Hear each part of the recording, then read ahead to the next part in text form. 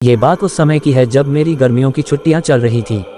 उस समय मैं अपने मामा के गांव छुट्टियां बिताने गया हुआ था। वो गांव बहुत ही सुंदर था और वहां के खेत खलियान और पहाड़ भी काफी सुंदर थे। गांव पहाड़ों के बीच में बसा हुआ था। वहां के लोग भी काफी अच्छे थे और मैत्री स्वभाव के थे। दिन में वहां पर काफी गर्मी पड़ती थी, पर रात एकदम ठंडी होती थी।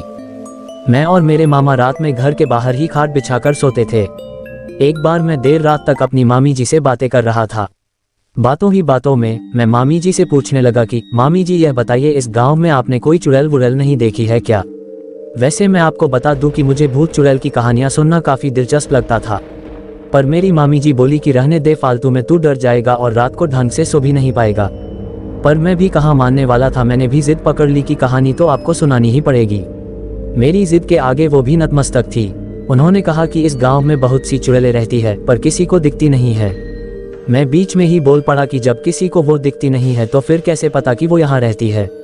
मामी जी बोली कि हाँ, किसी ने उन्हें देखा तो नहीं है, पर फिर भी कुछ लोगों ने उन्हें महसूस किया जरूर है। मैं बोला कि क्या आपने उन्हें देखा या महसूस किया है?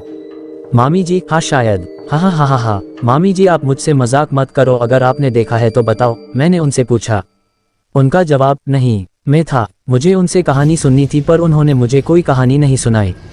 मैं बाहर जाकर अपनी खाट पर लेट गया। मामा पहले से ही सो चुके थे। मैं भी सोने की कोशिश कर रहा था, पर ना जाने क्यों मुझे नींद ही नहीं आ रही थी। मैं बस उन्हीं सब चीज़ों के बारे में सोच रहा था कि ना जाने कब मुझे नींद आ गई। मुझे सही से तो नहीं पता, पर शायद आधी रात को मेरी नींद अचानक से किसी के पैरों की आवाज़ से खुली। उस समय मेरे मामा जी तो सो ही रहे थे।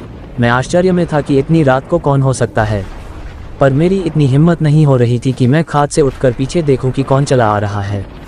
उस समय मैं थोड़ा डरा हुआ भी था, क्योंकि उस रात मैं मामी जी से भूत चुड़ैल की बातें कर रहा था। मैंने सोचा कि चुपचाप होकर देखता हूँ कि कौन है। धीरे धीरे वो आवाज़ बढ़ती जा रही थी। वो जो कोई भी था धीरे धीरे मेरे पास आ रहा था। मैंने देखा कि एक बूढ़ी सी महिला थी जिसने काले रंग की साड़ी पहन रखी थी और वो झुककर चल रही थी। वो मुझसे अब थोड़ा आगे निकल गई और एक जगह जाकर रुक गई। मैं अब भी उसे ही देख रहा था और सोच रहा था कि ये क्यों रुकी है, कि तभी वह पीछे मुड़ी। जहाँ वह रुकी थी वहाँ बल्ब की हल्की सी रोशनी पड़ रही थी। मैंने उसका चेहरा देखा और सच कहूँ तो मैं उसका चेहरा देखकर डर गया। उसकी नाक लंबी थी और उसके चेहरे पर अजीब सी डरावनी हंसी थी। उसकी आंखें ऐसी लग रही थी जैसे वो मुझको ही देख रही है। मैंने अपनी आंखें बंद कर ली और चुपचाप ऐसे दिखाने लगा जैसे मुझे कुछ भी नहीं पता हो। थोड़ी देर बाद मेरे कानों में एक आवाज़ आई, हाँ हाँ, तुझे क्या लगता है मुझे नहीं पता चला कि तू मुझे देख रहा है? मैं एकदम से नींद से उठा। सुबह होने में अभी भी कुछ समय बाकी था। मैं बोला, भगवान का लाख लाख धन्यवाद है कि यह एक सपना था। दोपहर के समय गांव के ही एक घर में लोगों का जमावड़ा भीड़ लगा था। सब लोग चिल्ला रहे थे कि इस पर चुड़ैल आई है। मैं भी उनकी ही भीड़ में खड़ा था। सामने एक महिला पागलों की तरह हरकतें कर रही थी। सब लोग बोल रहे थे कि इस पे चुड़ैल का साया है। कोई कह रहा था कि रात को यह बाहर पेशाब करने गई, फिर लौटी ही नहीं। सुबह ये गांव के आखिर में उगे बरगद के पेड़ पर बैठी थी और कुछ गांव वाले इसे वहां से लेकर आए हैं। वो सबको देखकर हंस रही थी। एक समय ऐसा भी आया जब उसने मेरी तरफ देखा और हंसते हुए बोली कि तुझे क्या लगता है मुझे नहीं पता चला कि तू मुझे देख रहा है? मैं समझ गया था कि मैंने जो रात में देखा था वो मेरा सपना नहीं बल्कि हकीकत थी। मैं बहुत डर गया और वहां से भाग गया।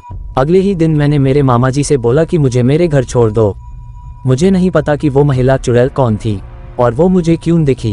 वो मुझसे क्या चाहती थी मुझे नहीं पता। उस गांव की महिला के साथ उसने क्या किया, पर अब भी मैं उस रात के बारे में सोचता हूँ तो डर जाता हूँ। सो गाइज, ये मेरी जिंदगी का एक ऐसा किस्सा है जिसको आज भी सोच के मेरी रूह कांप जाती है।